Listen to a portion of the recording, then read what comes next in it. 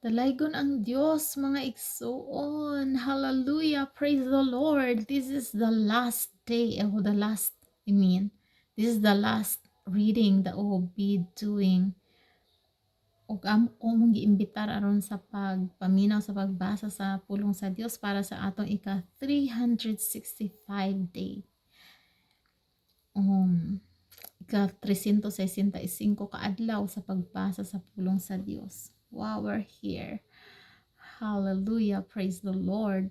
We're climbing to the top and we made it.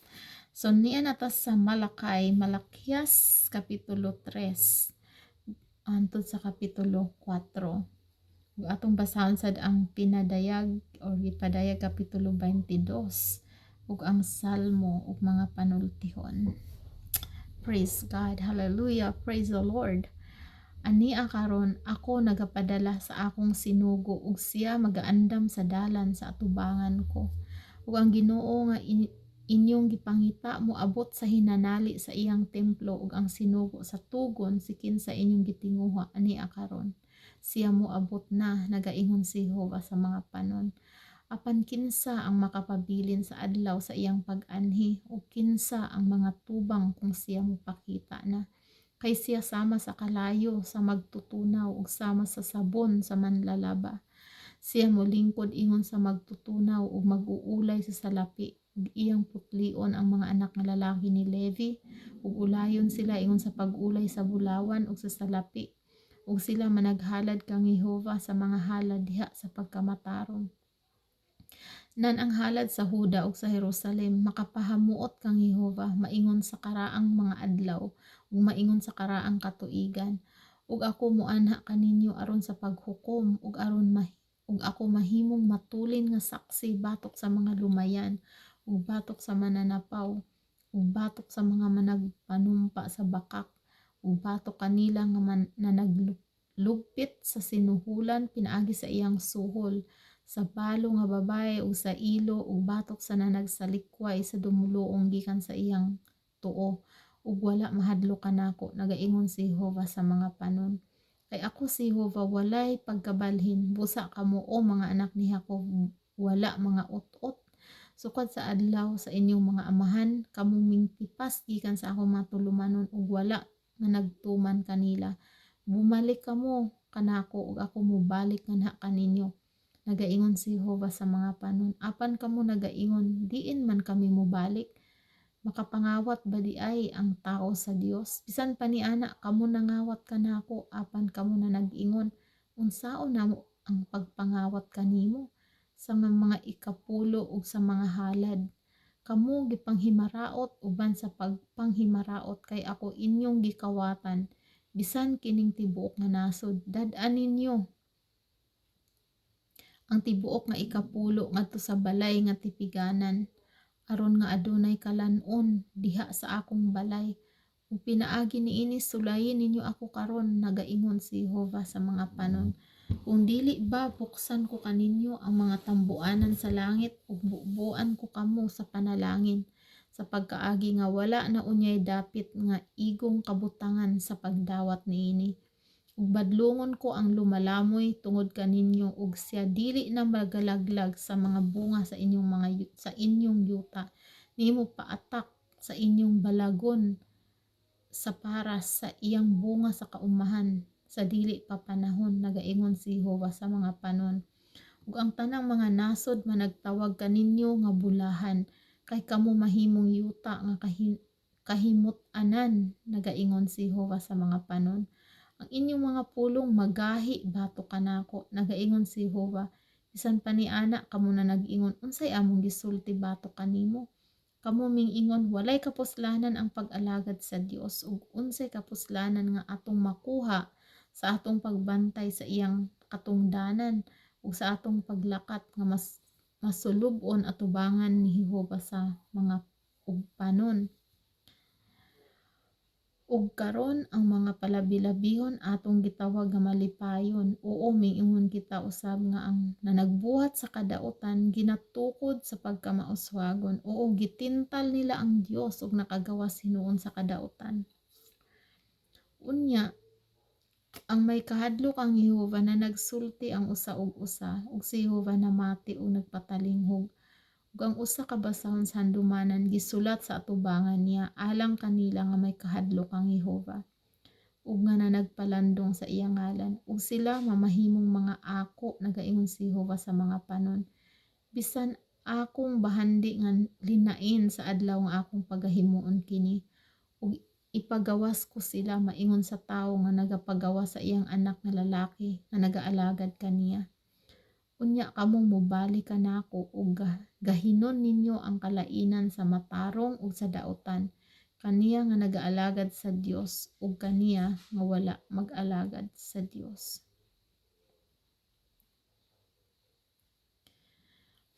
Kapitulo 4. Kay ania karon ang adlaw moabot na nga nagasunog daw hudno ug ang tanang mga palabilabihon ug ang tanang na nagbuhat sa kadautan mga himong tuod sa balili, ug ang adlaw nga moabot magasunog kanila, nagaingon si Jehova sa mga panon. Nga kini dili magbilin kanila bisan gamot ni sanga. Apan kaninyo nga may kahadlok sa akong ngalan, ang adlaw sa pagkamatarong musubang nga adunay kaluwasan sa iyang mga pako. Ug kamo manggula ug managlumpat sa kalipay maingon sa mga natingbaka sa toril. Ug pagatamakan ninyo ang mga dautan kay sila magahimong abo sa ilalom sa mga lapalapa sa inyong mga tiil. Sa adlaw nga akong pagahimuon kini, nagaingon si Jehova sa mga panon. Hinumdumi ninyo ang kasuguan ni Moises ang akong alagad nga akong gisugo kaniya didto sa Horeb alang sa tibuok nga Israel bisan ang kabalauran ug ang mga tulumanon. Ania karon akong ipadala kaninyo si Elias ang manalagna sa dili pa moabot ang dako ug makalilisang nga adlaw ni Jehova. Ug iyang pabalikon ang kasing-kasing sa mga amahan ngadto sa mga bata ug ang kasing-kasing sa mga bata ngadto sa ilang mga amahan. Tingali unya ako moanhi ug samaran ko ang yuta pinaagi sa usa kapag panghimaraot. Praise the Lord.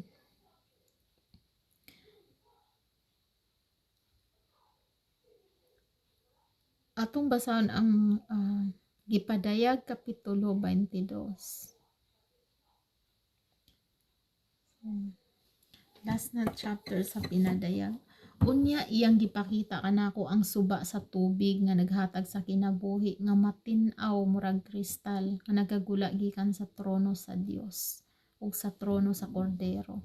Latas sa taliwala sa kadalanan sa syudad usab sa masigkadapin sa suba diha ang kahoy nga naghatag sa kinabuhi nga may napulog duha ka matang sa mga bunga ug tambal ang mga dahon sa kahoy alang sa pag-ayo sa kanasuran. Ug didto wala nay bisan unsang tinunglo apan didto ang trono sa Dios ug sa Kordero ug ang iyang mga ulipon magasimba kaniya. Sila magasudong sa iyang naong, praise the Lord, ug ang iyang ngalan anha sa ilang mga agtang. Ug dito wala nay gabii ug sila dili na magkinahanlag kahayag sa suga o sa adlaw kay ang Ginoong Dios maumay ilang kahayag ug sila magahari hangtod sa kahangturan. Ug siya miingon kanako, kining mga pulonga kasaligan ug matuod ug ang Ginoo ang Dios sa mga espiritu sa mga propeta ipadala sa iyang manulunda aron ikapakita ngadto sa iyang mga ulipon ang mga butang nga magakahitabo sa dili madugay. Ug tan-awa mo abot ako sa dili madugay. Ako si Juan mao ang nakadungog ug nakakita niining mga butanga. Ug sa pagkadungog ug pagkakita ko niini mihapa ako sa pagsimba diha sa tiilan sa manulunda nga mao ang nagpakita kanako niini. Apan siya miingon kanako, ayaw pagbuhata kana, ako mao'y usa lamang kamasig ka ulipon uban kanimo ug sa imong kaigsuonang mga propeta ug sa mga mga nanagbantay sa mga pulong niining basahona mao'y simbaha ang Dios. Ug siya miingon kanako, ayaw na lamang pagtimrihi ang mga pulong sa propesiya niining basahona kay ang panahon naduol na. Ang mamumuhat og dautan pabuhata gihapon siyag dautan. ug ang mahugaw papadayuna gihapon siya sa pagkamahugaw. Ug ang matarong pabuhata gihapon siya matarong, ug ang balaan papadayuna gihapon siya sa pagkabalaan. Tan-awa mo abot ako sa dili madugay nga magadala sa akong ipamalos. Sa pagbayad ngadto sa matag usa sumala sa iyang binuhatan. Ako maong Alpha ug ang Omega, ang nahauna ug ang nahaulahi, ang sinugdan ug ang katapusan. Bulahan sila nga managlaba sa ilang mga bisti aron makabaton sila sa katungod sa pagpahimulos sa kahoy nga naghatag sa kinabuhi ug sa pagsulod sa syudad agi sa mga pultahan. Sa gawas ana ang mga iro ug ang mga lumayan ug ang mga makihilawason ug ang mga mamumuno ug ang mga magisimbag mga Dios ug ang tanang nagahigugma ug nagabatasan sa pagpamakak. Ako si Jesus, mao ang nagpadala kaninyo sa akong manulunda uban niining pagpanghimatuod alang sa mga iglesia. Ako mao ang gamot ug ang kaliwat ni David. Ako mao ang masidlak nga bituon sa kabuntagon. Ang espiritu ug ang pangasaw-uno nagaingon, umari ka, ug siya nga nagapatalinghog paingna, umari ka, ug ang giuhaw paaria, ang may tinguha paimna sa walay bayad nga tubig nga nagahatag sa kinabuhi. Akong pasidan-an ang tanang magapatalinghog sa mga pulong sa propesiya ni ining basahona. Kung adunay magadugang niinig bisan unsa, kaniya igadugang sa Dios ang mga hampak nga gihisgutan niining basahona. Kung adunay magataktak ug mga pulong gikan sa mga pulong sa basahon niining propesiya, pagataktakon sa Dios ang iyang bahin diha sa kahoy nga naghatag sa kinabuhi ug diha sa balaang syudad nga gihisgutan niining basahona. Ang nagapanghimatuod mahitungod niining mga butang nga nagaingon, sapagkat tinuod ako moabot gayod sa dili madugay. Amen. Umanhi ka na, Ginoong Jesus. Praise the Lord. Hallelujah. Ug dinhi sa mga Salmo kapitulo 150. Nag-ingon dinhi, daygo ninyo si Jehovah, dayga ang Dios nga anaa sa iyang balaang puloy-anan, dayga siya diha sa kalangitan sa iyang gahom, dayga siya tungod sa iyang mga buhat nga gamhanan, dayga siya sumala sa iyang labaw nga pagkahalangdon, dayga siya nga adunay huni sa trompeta, dayga siya nga adunay salteryo ug alpa, dayga siya nga adunay gagmay nga tambor ug pagsayaw, dayga siya uban ang mga tulunggon nga kinuldasan ug organo, dayga siya uban sa mga piyang-piyang nga matunog, dayga siya nga adunay mga piyang-piyang nga malanog ug tunog, ipapagdaig sa tagsa-tagsa nga adunay gininhawa si Jehovah, daygo ninyo si Jehovah.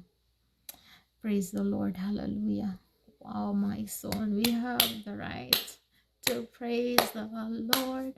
We have the right to praise the Lord. Hallelujah. Mga igsoon, ang akong kasing-kasing malipayon kaayo diha sa Ginoo. Hallelujah. Praise the Lord. Dinhi sa mga proverbio, mga panultihon, kapitulo 31. Praise the Lord. Thank you, Jesus. This will be the last passages that we'll be reading.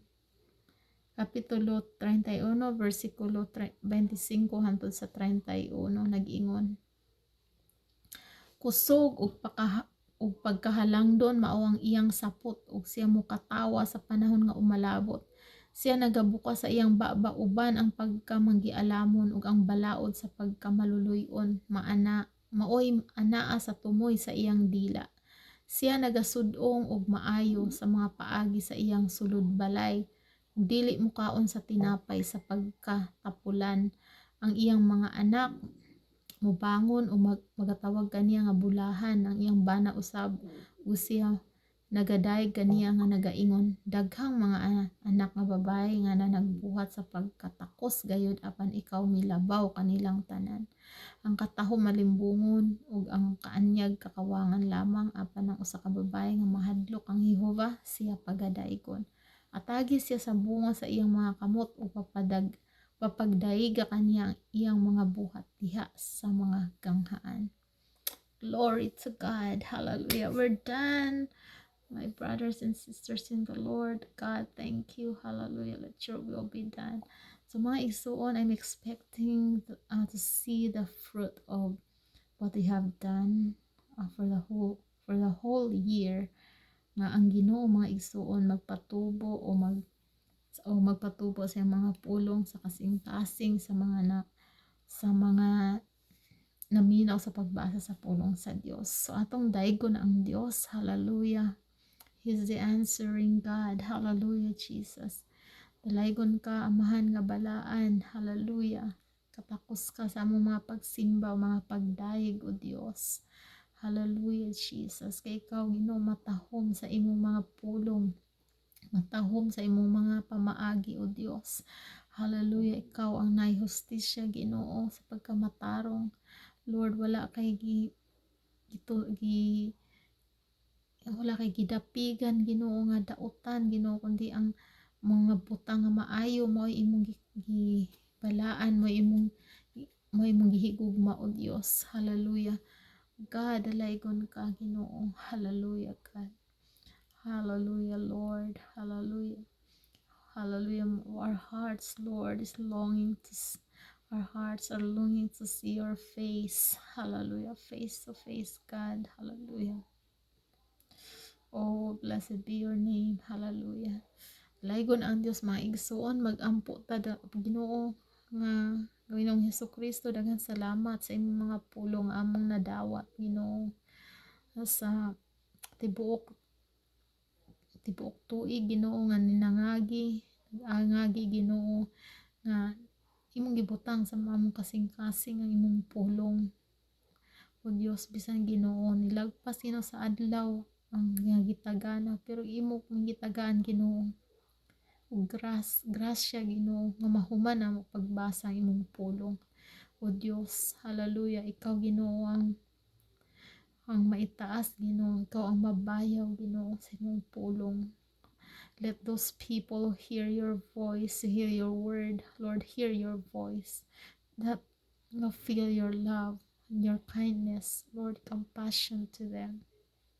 Oh Lord, hallelujah. Hallelujah, Jesus. I want to see them, Lord. Hallelujah. I want to know them, Lord. Because I know that you know them, but I want also to know them. Because I will be glad, Lord. Mahimo ko malipayon, Ginoo, makita na ako sila